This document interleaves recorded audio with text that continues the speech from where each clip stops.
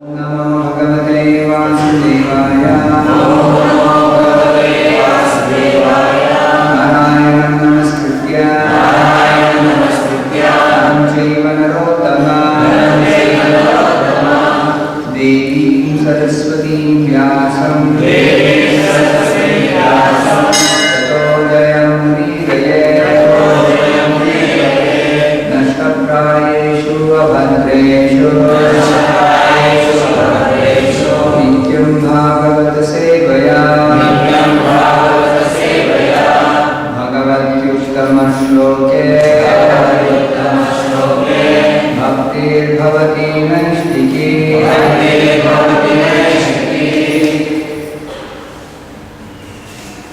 Reading from Srimad Bhagavatam, Canto 6, entitled Prescribed Duties for Mankind, Chapter 13, New Chapter.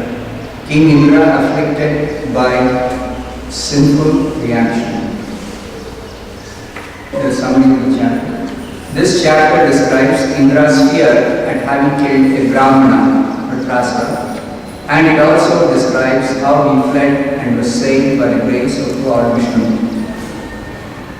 When all the demigods requested Indra to kill Vritrasura, he refused because Vritrasura was a Brahmana.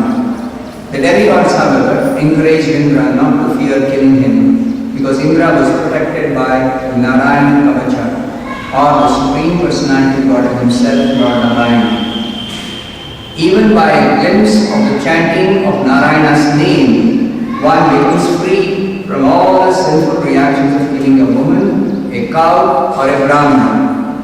The demigods advised Indra to perform an Ashwamedha sacrifice, by which Narayana would be pleased, for the performer of such a sacrifice is not implicated in sinful reactions, even if he kills the entire universe. Following this instruction from the demigods, King Indra fought Vritrasura. But when Vritrasura was killed, everyone was satisfied but King Indra, who knew Vritrasura's position. This is the nature of a great personality. Even if a great personality acquires some opulence, he is always ashamed and regretful if he acquires it illegally. Indra could understand that he was certainly entangled by sinful reactions for killing a Brahmana.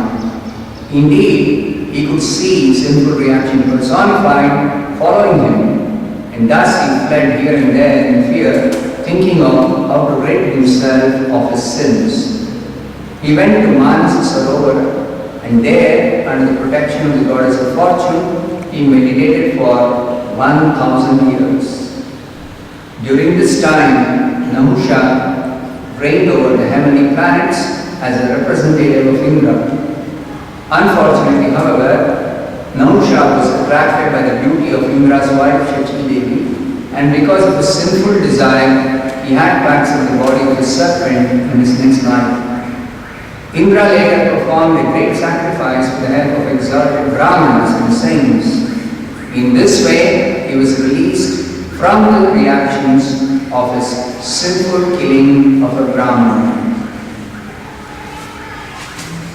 Text number 1. Shri Shuka Vacha Vritre Pate Trayo Loka Vritre Hate Trayo Loka Vritre Hate Trayo Loka Vina Shakrena Bhurida Vina Shakrena Bhurida Sapala Abhavan Sadhyo Sapala Abhavan Sadhyo Sapala Abhavan Sadhyo Vijvara Nirvritendriyaha Vijvara Nirvritendriyaha Vijvara Nirvritendriyaha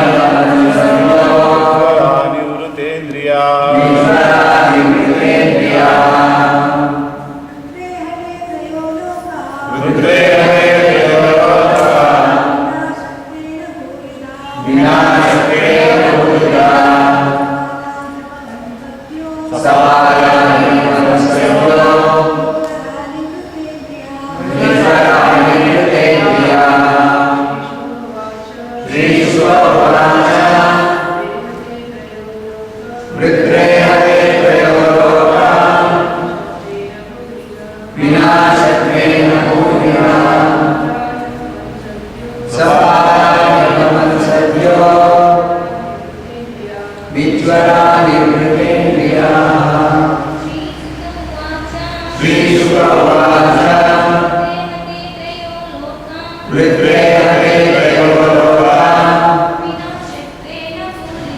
Vinashakrena Purga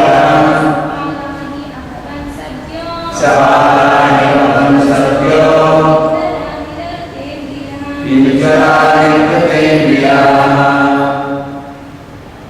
Sri Shuka Vacha Sri Shukadeva Goswami said, Rudrayate, when Rudrasura was killed, Trayam Loka, the three planetary systems, upper, middle and lower, Vina, except Shakrena, Indra, who is also called Shakra, Bhurida, O Maharaj Parikshit, giver of great charity, Sapala, with the rulers of various planets. He indeed, Amavan, became Sadhyaha, immediately, Vidvaraha, without fear of death, Nirvrita, very much pleased, Indriyaha, whose senses, translation by Divine Graces in Bhaktivedanta Swami Prabhupada.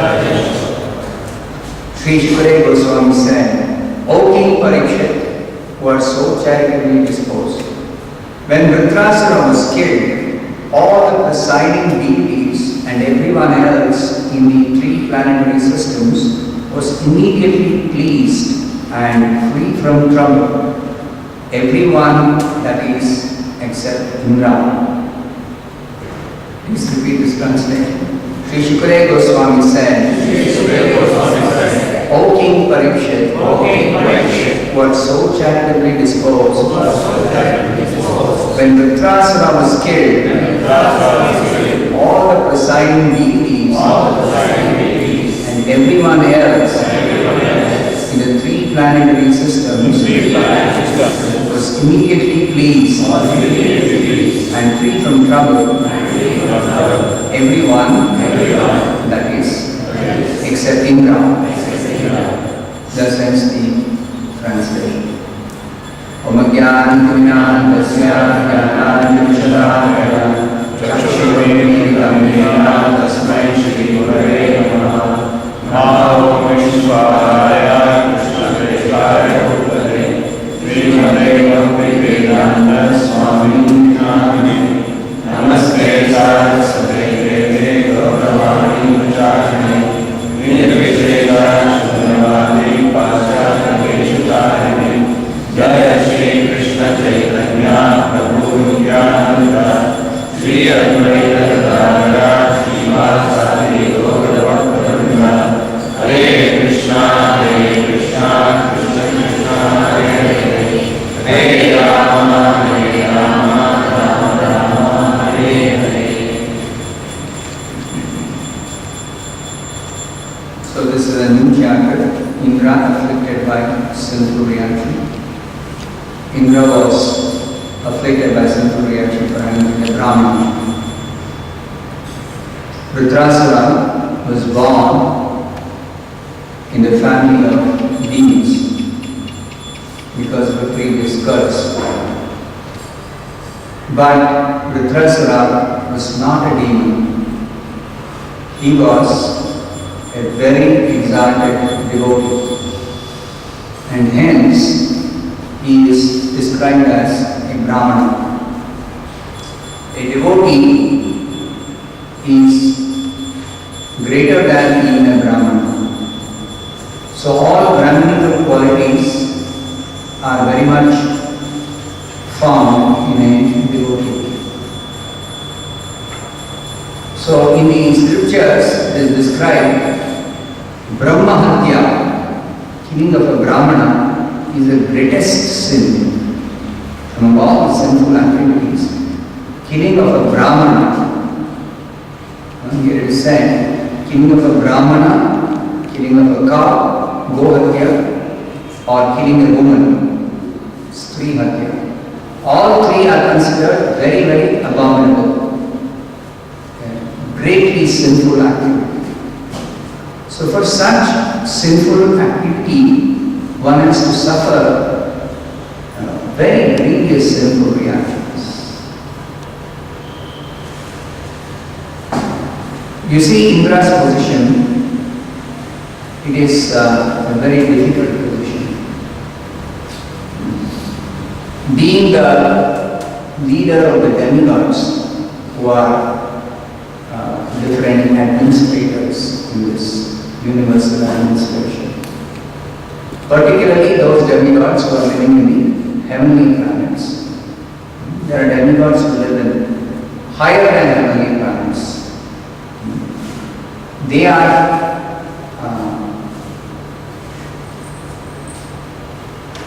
greater than demigods who live in the heavenly planets.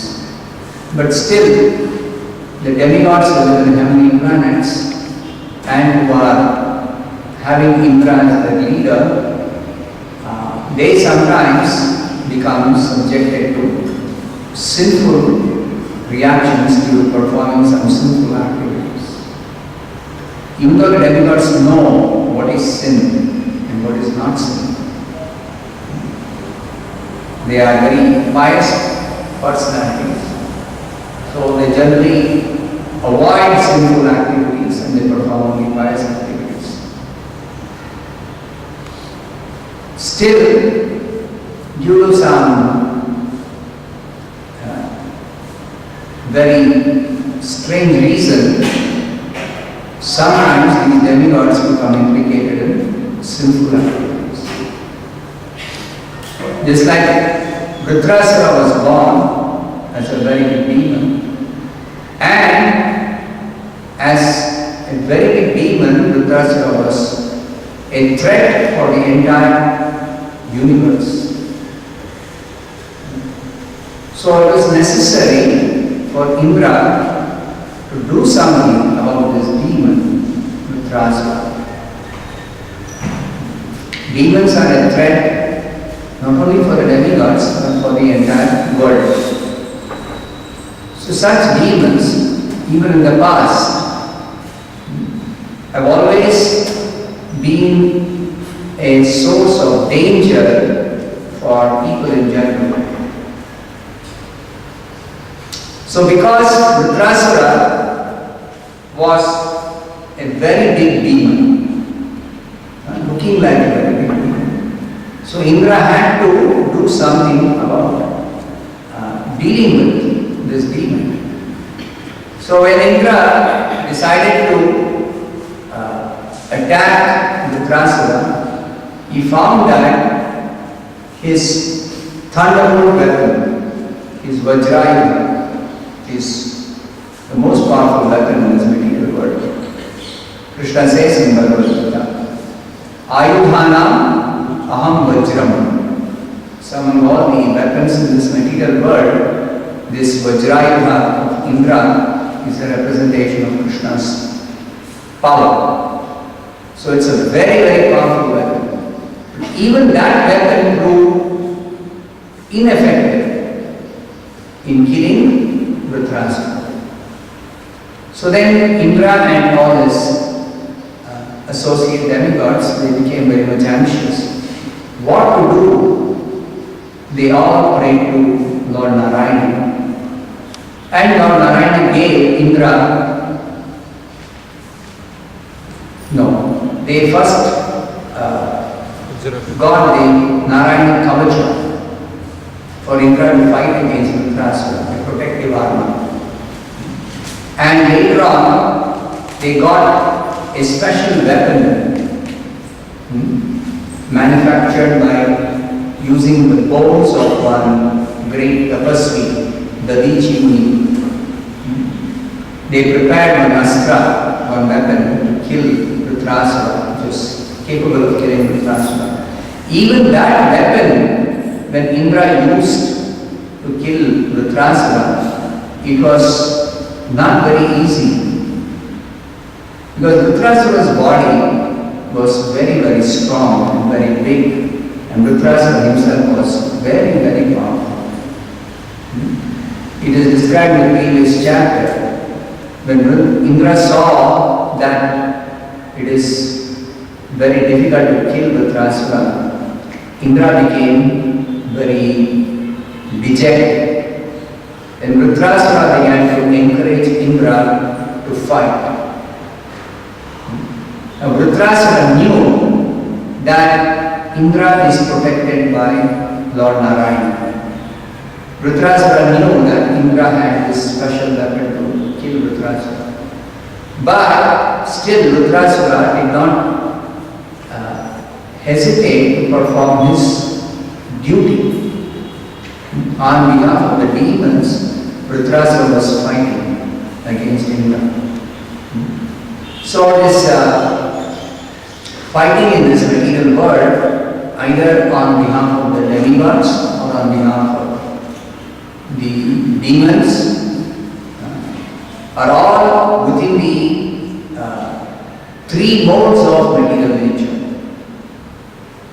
That is what Vritrasura explains to Indra when Indra was hesitant to engage in that battle.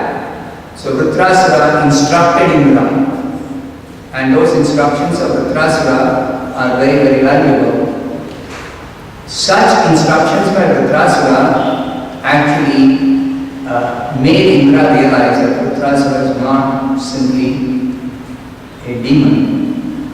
Externally, he appears like a demon, having taken birth in a demon's family.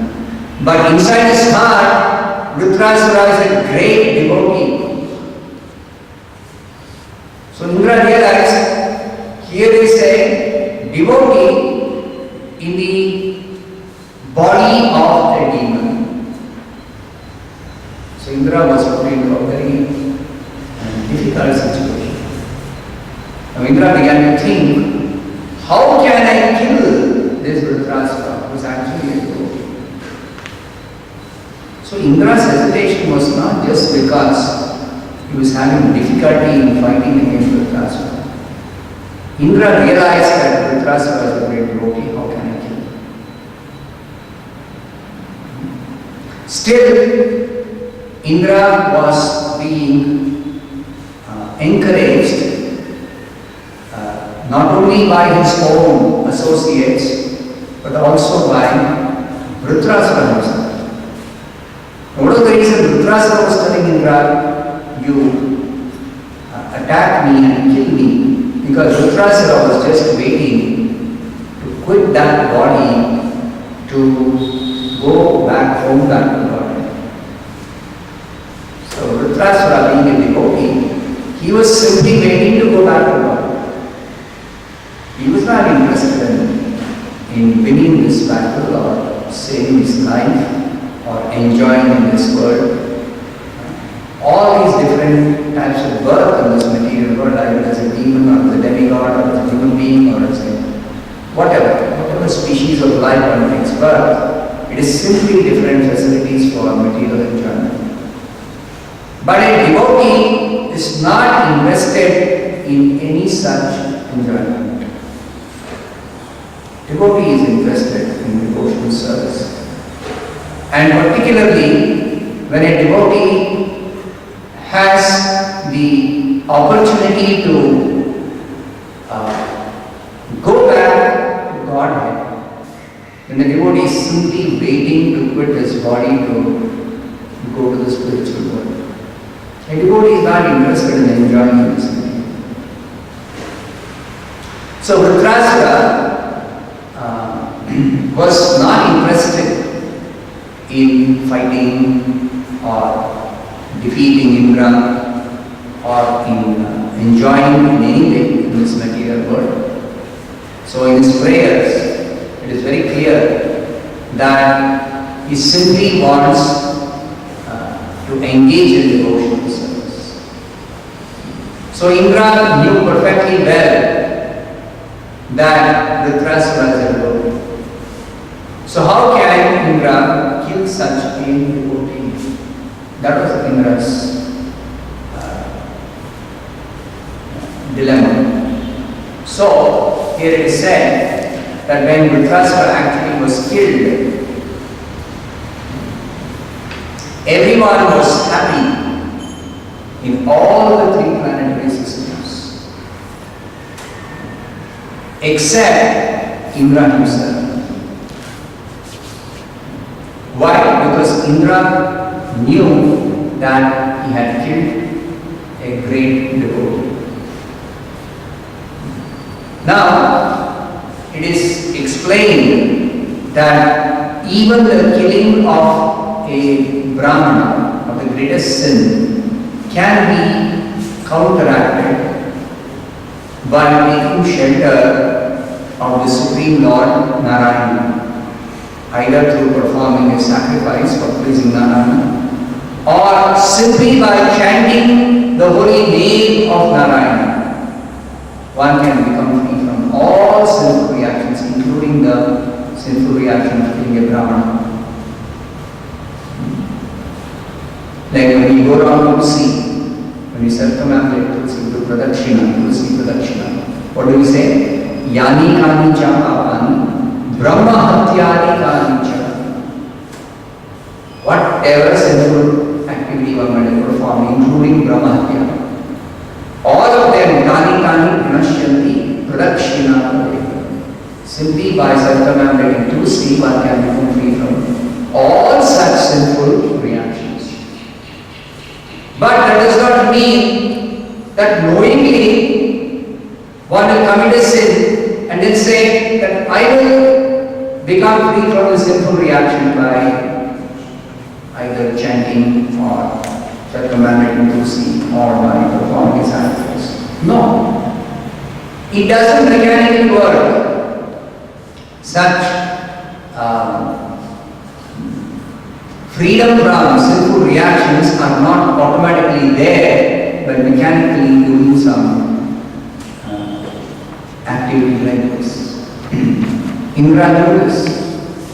That yes, I may have to kill this Dhritarashtra for certain reason, but after having killed Dhritarashtra, because he is a Brahmana, and I know he is a Brahmana, I know he is a devotee, knowingly I am killing this devotee, therefore I cannot become free from sinful reactions simply by doing a sacrifice or by chanting the holy name of Narayana. I cannot become free from such sinful reactions. So it's a lesson for us that while we know the devotional service is very, very powerful, that it can counteract any sinful reaction,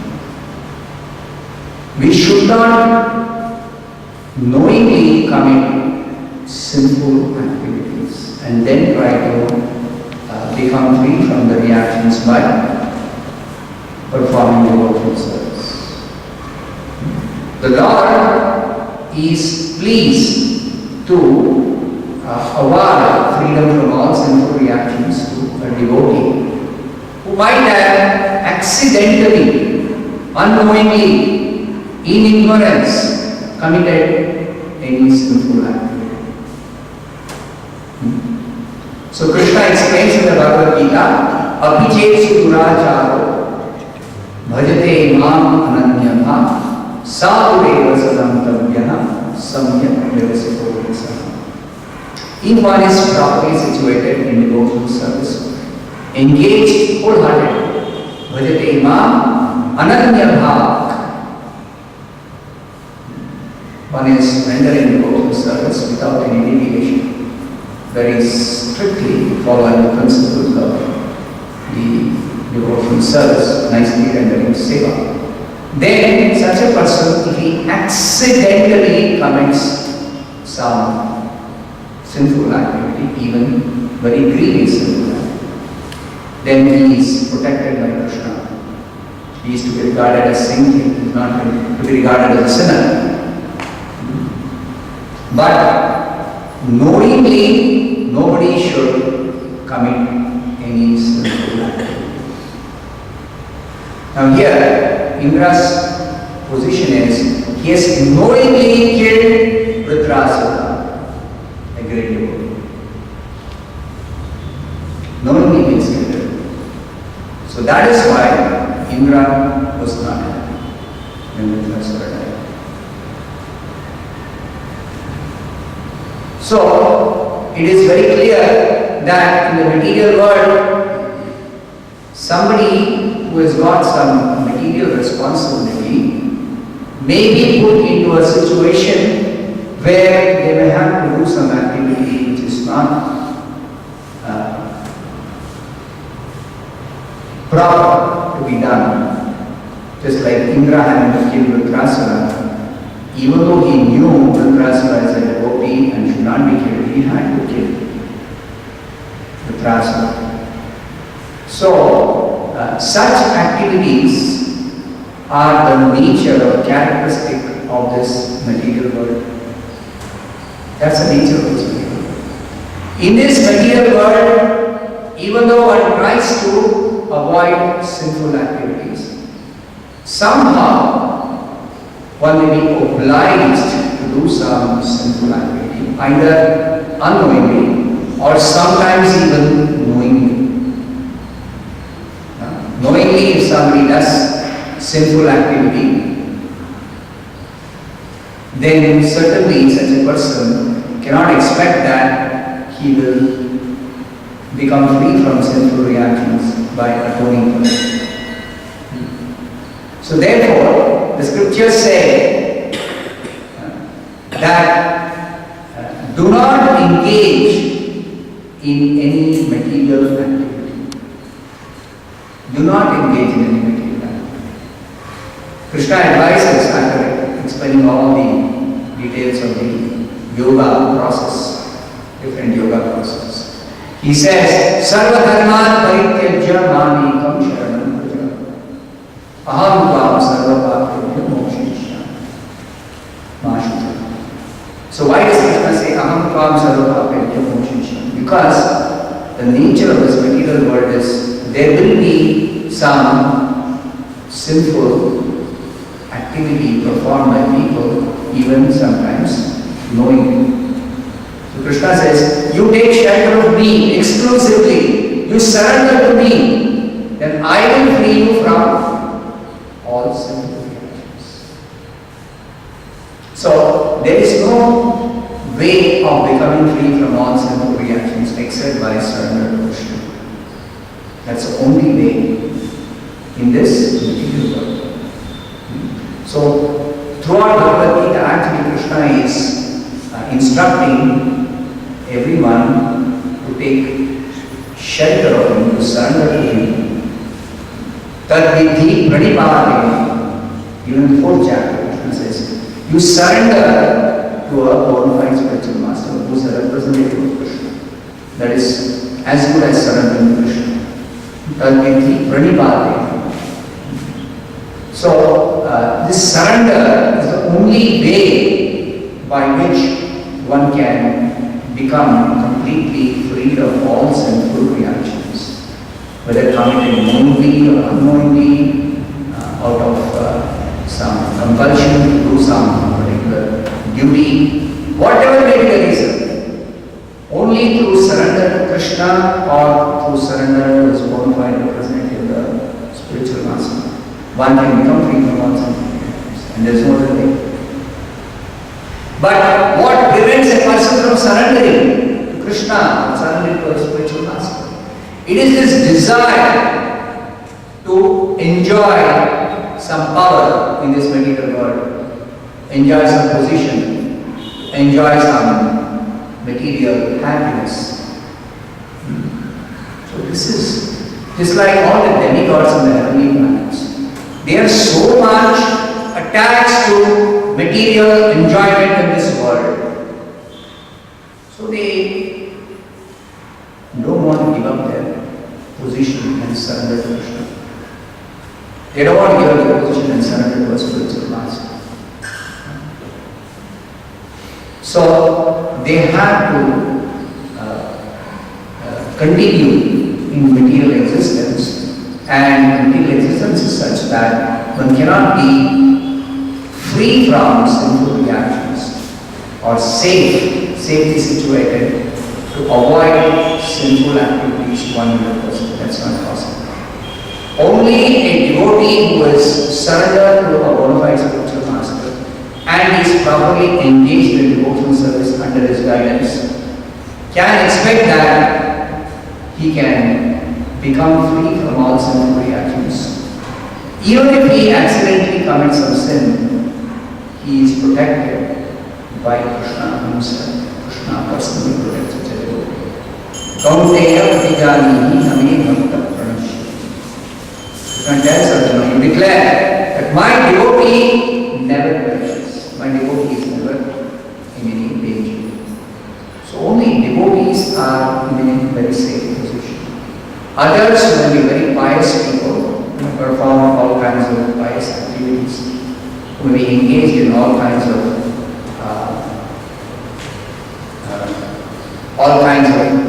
pious activities, avoiding sinful activities very carefully. Even such people cannot expect that they will be safe in this material world. That's not possible. Material world is so vain that some reason or the other, somebody may commit some sin. There is another nice pastime of Krishna described in the 10th canto of the Bhagavata. The story of King Mriga. Now you see the position of this King Mriga. He was the emperor of this world, and he was a very, very pious king. He was so pious that he always engaged in pious activities. Most importantly, the word is used here, Bhurida. Bhurida means one who is a great giver of great charity. And he liberally gives in charity to those who are Brahmanas, those who are devotees, those who are deserving. So, Mriga was a very, very, very, very charitable person. He gave in charity to all the Brahmanas. And how much charity he gave? He gave so liberally, it is said that nobody can count how much charity he gave to the Brahmanas. And in giving the charity, King Mriga was very careful that what he was giving in charity was wealth that was properly acquired through pious activities, not through sinful methods, not through illegal methods. When a Brahmana has given charity, such charity has to be from wealth that is acquired through the proper means. Especially kings and Kshatriyas and Vaishyas. There is a possibility that they may acquire some wealth by some illegal methods. Just like a king who conquers another kingdom just by using his superior strength or power, and he somehow takes away the wealth of another king because he has defeated him in a battle.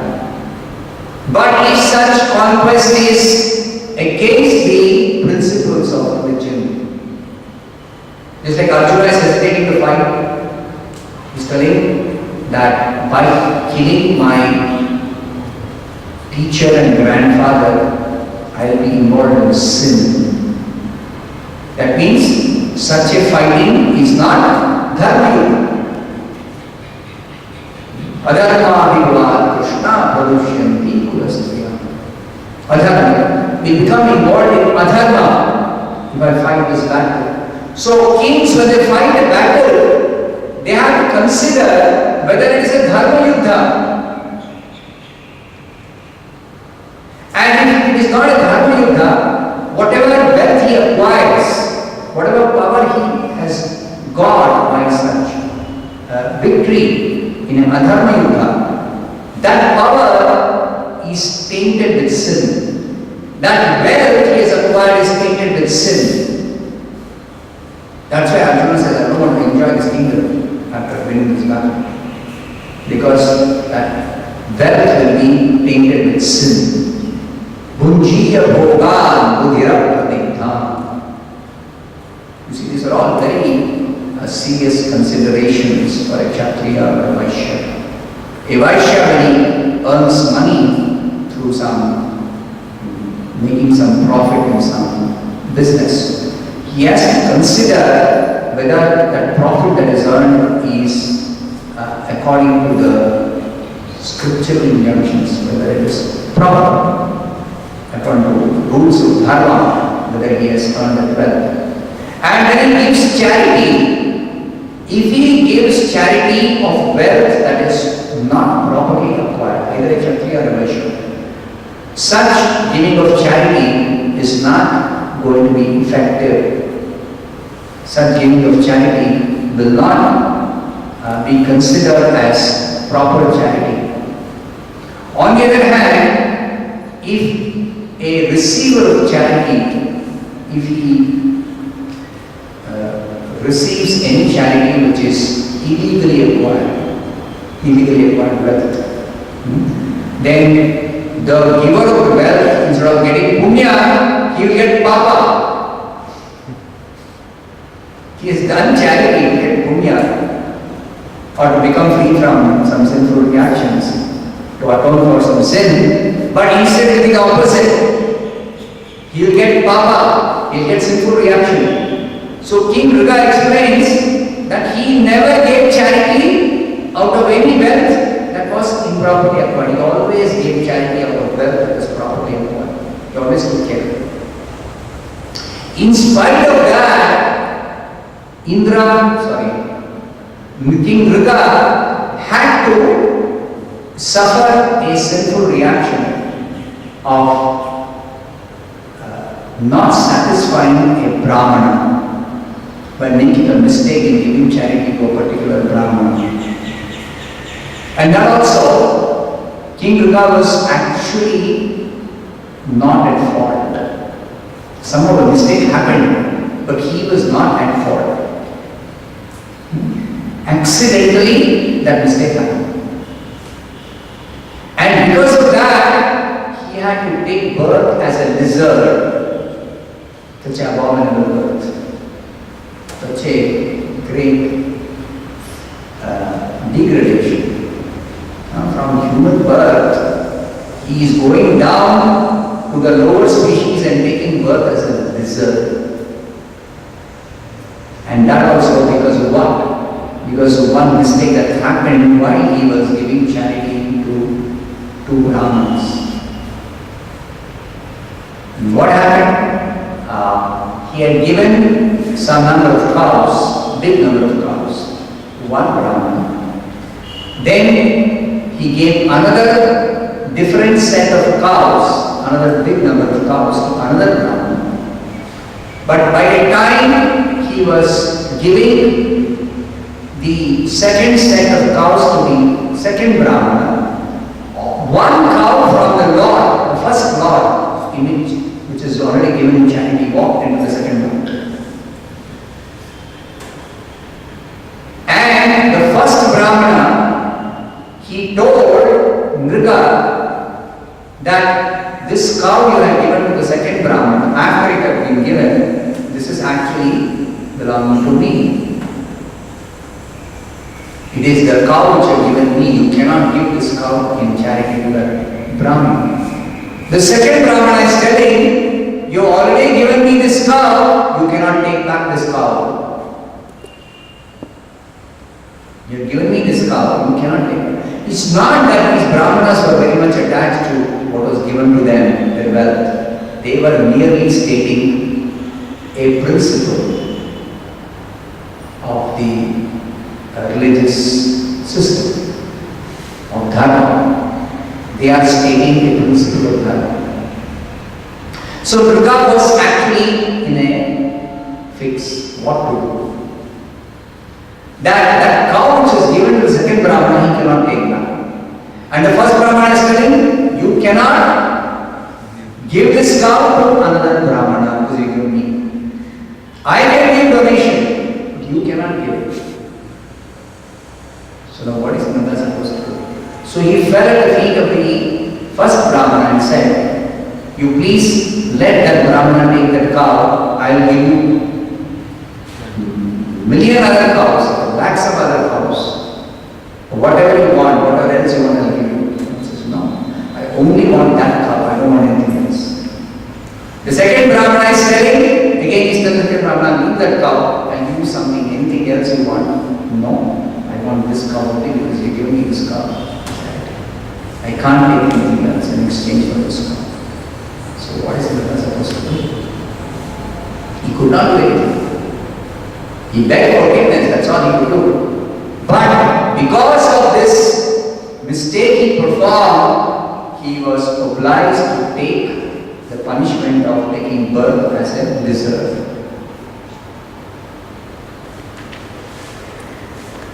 You see, so the material birth is such that you cannot avoid somehow getting into some difficult situation where you are obliged to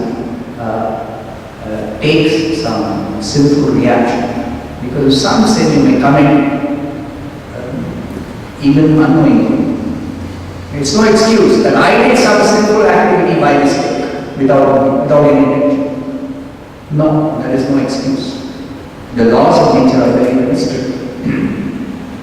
Therefore, the only way to completely become free from all sinful reactions is to surrender completely to Krishna.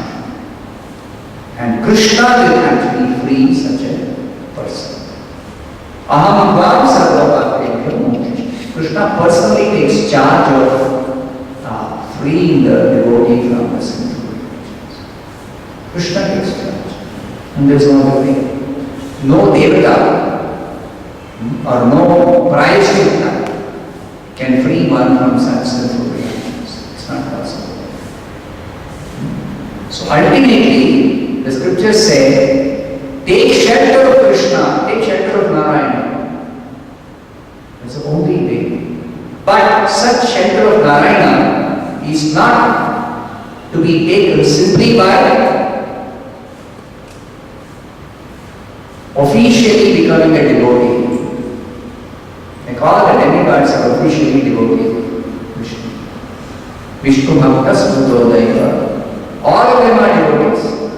But their devotion is limited to approaching the Supreme Lord for some relief from some difficulty. Taking help of God when they are in difficulty, when they are in danger, or taking blessings of God for enjoying some material power, for getting some material benefit. This is the nature or mentality of the Devatas. So such a mentality is not very much appreciated by devotees, by great devotees. Devotion means I surrender and I give up all desires for material enjoyment. Sarva dharma parityajya mamekam sharanam. So this sarva dharma parityajya means give up this business of sense gratification. Give up this desire to enjoy this material world even in a pious way. The material world is made in such a way that in a pious way you can enjoy. Properly you can enjoy material wealth, material power, material possessions, you can enjoy. But even that kind of enjoyment is very, very risky, as is evident in this so many different instances mentioned in the Bhagavad.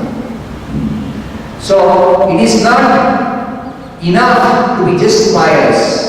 It is not enough to approach Krishna when in danger. Whether you are approaching Krishna for whatever reason, you are approaching Krishna and surrendering to Him, taking exclusive shelter of Krishna and telling that I don't want to enjoy any more material.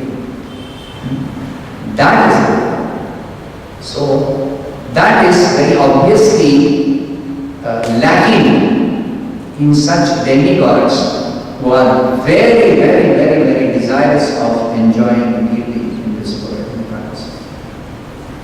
On the other hand, even though Vritrasura was so powerful, he was very, very powerful, even though he was born in a demon's family, still within the core of his heart he was completely surrendered to Krishna. He was a pure devotee of Krishna. Therefore he prayed to Krishna, not that to protect me against Indra's attack, not that I want to enjoy in this powerful position as a demon. No, he didn't pray for any of those things to Krishna. He only prayed that I may have devotion to your lotus feet without any deviation, without any distraction. Samanjasattvaya. This famous verse is a very famous verse in the prayers of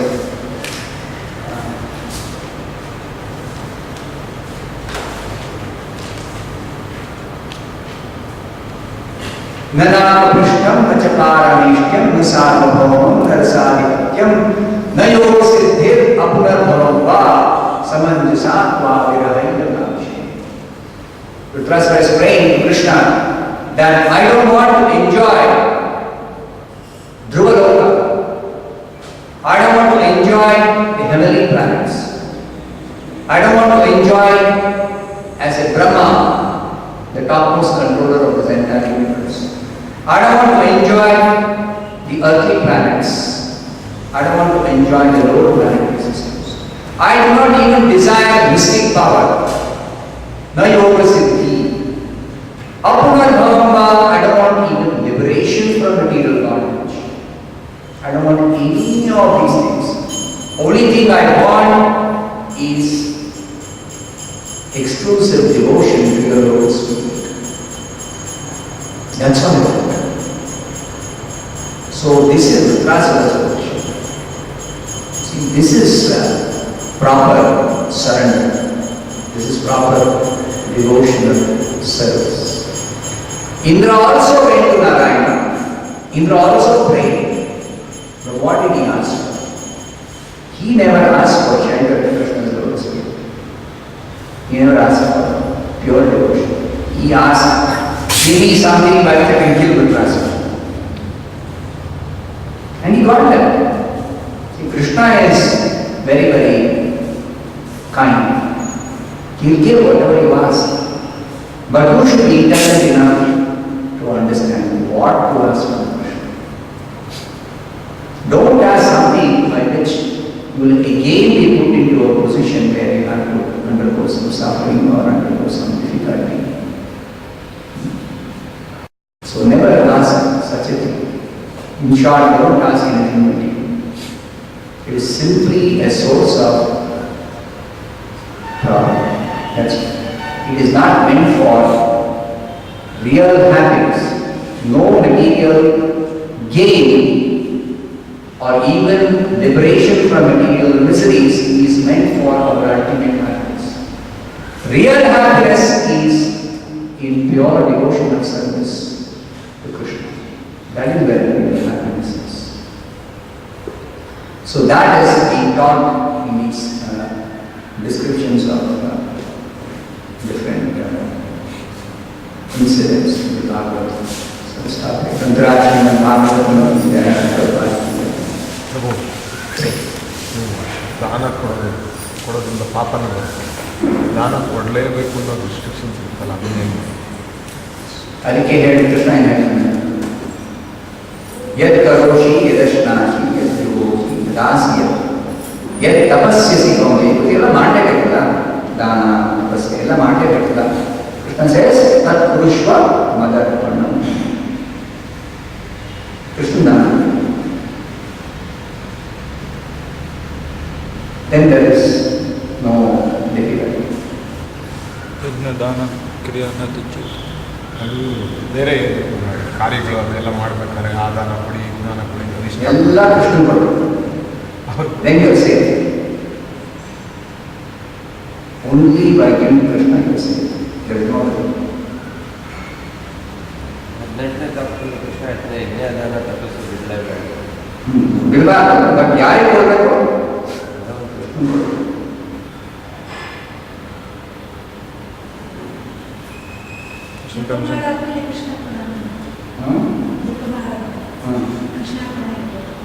ಯಾಕೆ ಹೇಳಬೇಕು? ಜಪ ಮಾಡೋದೇ ಕೃಷ್ಣಗೋಸ್ಕರ. ಆ ಕ್ರಿಯೆ ಕೃಷ್ಣಗೋಸ್ಕರ ಅಂತಾನೆ ಮಾಡ್ತಾರೆ. ಬೇರೆ ಯಾವುದೋ ಕ್ರಿಯೆ ಯಾಕೋ if you are obligated to somebody else, you do some duty to somebody else, then you say I actually am offering this to Krishna. But when you are doing devotional service to Krishna only, for whom are you doing? For whose pleasure are you doing devotional service? Sometimes in family life they have some rituals and all. There they have to give some money then. So that will be duty ಅಂತ ಮಾಡೋದು. ಅವಾಗ duty ಅಂತ ಮಾಡೋದು. duty ಮಾಡಬೇಕಾದ್ರೆ Krishna respect. The duty also should be done as sacrifice to Vishnu. That the third chapter says, no, yajnatha karmana. The karma means duty. Actually, Obligatory duty. the underlying principle is earn the proper means. Yes, you have to run through proper means. And then only give charity. Yeah, that's where here comes something like that. Huh? You have to have it proper means. You should have a proper means of life at the beginning. Okay, let's start.